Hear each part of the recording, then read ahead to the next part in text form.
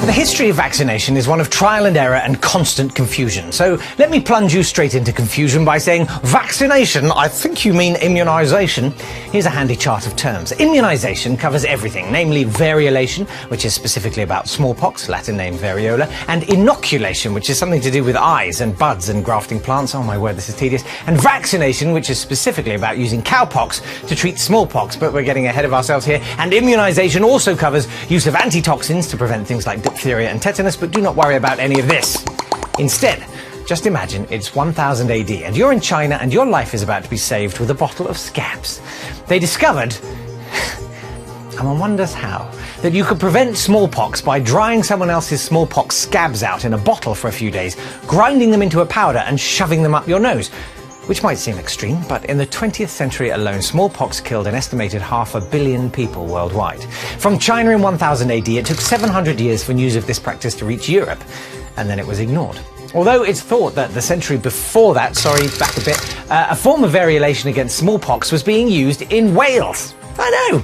And in Turkey, in Constantinople in 1721, where Lady Mary Wortley Montagu, who almost married a guy called Clotworthy Skeffington, can't think why she plumped for Lord Montagu. Anyway, she was living with him in Constantinople, where he was a diplomat, and had her son inoculated.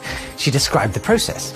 In the month of September, when the great heat is abated, the old woman comes with a nutshell full of the matter of the best sort of smallpox, and rips open that you offer to her, and puts into the vein as much venom as can lie upon the head of her needle.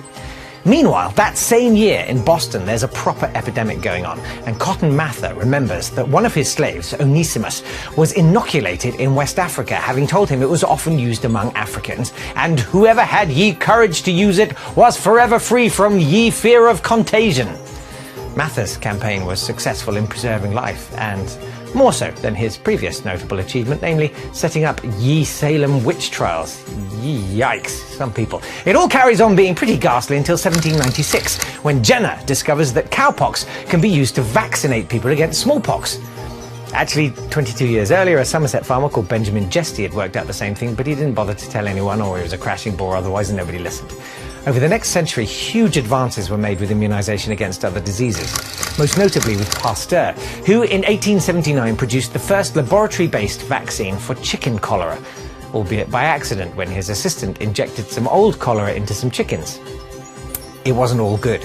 The Anti-Vaccination League of America was formed in 1882, and the phrase conscientious objector was first used about refusing otherwise compulsory vaccinations. And today, the anti-vax movement is spreading like a contagion, meaning that last year saw the first US recorded death from measles in 12 years.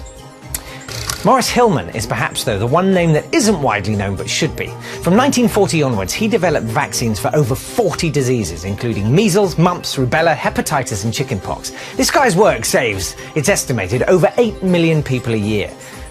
In 1979, smallpox was finally declared eradicated after 12,000 years of misery and grief. 2 official strains still exist, held in Porton Down and the State Research Center for Virology and Biotechnology, called Vector, in Kosovo, Russia. And America has been quietly immunizing its frontline emergency response staff, as the director of Vector has observed that if you managed to bribe a poorly paid lab technician to smuggle out a sample, all you need is a sick fanatic to get to a populated place. Let's just hope that smallpox